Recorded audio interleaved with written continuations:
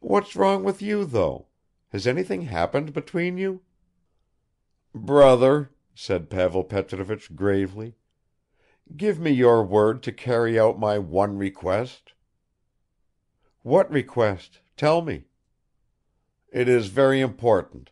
It seems to me the whole happiness of your life depends on it. I have been thinking a lot all this time about what I want to say to you now. Brother, do your duty, the duty of an honest and generous man. Put an end to the scandal and the bad example you are setting. You, the best of men." "What do you mean, Pavel?" "Marry Fenichka.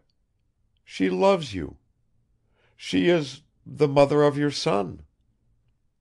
Nikolai Petrovich moved a step backwards and threw up his hands. "You say that, Pavel? You, whom I always took for the most relentless opponent of such marriages? You say that? But don't you know that it was only out of respect for you that I have not done what you rightly called my duty?" "Your respect for me was quite mistaken in this case," said Pavel Petrovich with a weary smile. "I begin to think that Bazarov was right when he accused me of being an aristocratic snob. No, dear brother, let us stop worrying ourselves about the opinion of the outside world. We are elderly, humble people by now. It's high time we laid aside all these empty vanities. We must do our duty, just as you say, and maybe we shall find happiness that way in addition."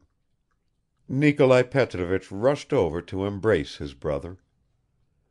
"You have really opened my eyes," he exclaimed.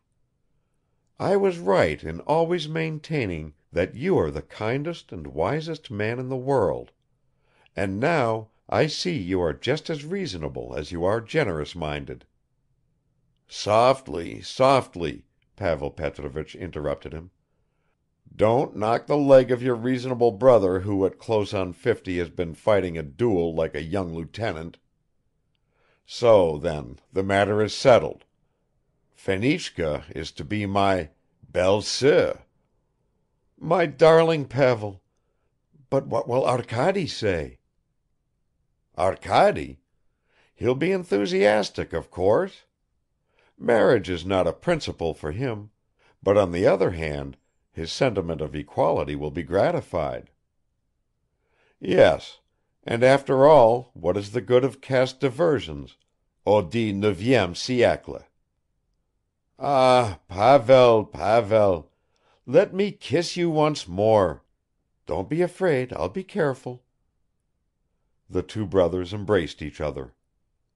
"What do you think? Shouldn't you tell her straight away what you intend to do?" "Why should we hurry?" answered Nikolai Petrovich. "Did you have a conversation with her?" "A conversation? Between us? Quelle idée!" "Well, that's all right. First of all you must get well. It won't run away from us, and meanwhile we must think it over and consider." "But surely you have made up your mind?" "Of course I have, and I thank you from the bottom of my heart.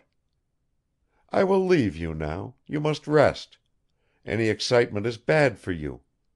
But we will talk it over another time. Go to sleep, my dear, and God grant you good health." "Why does he thank me like that?"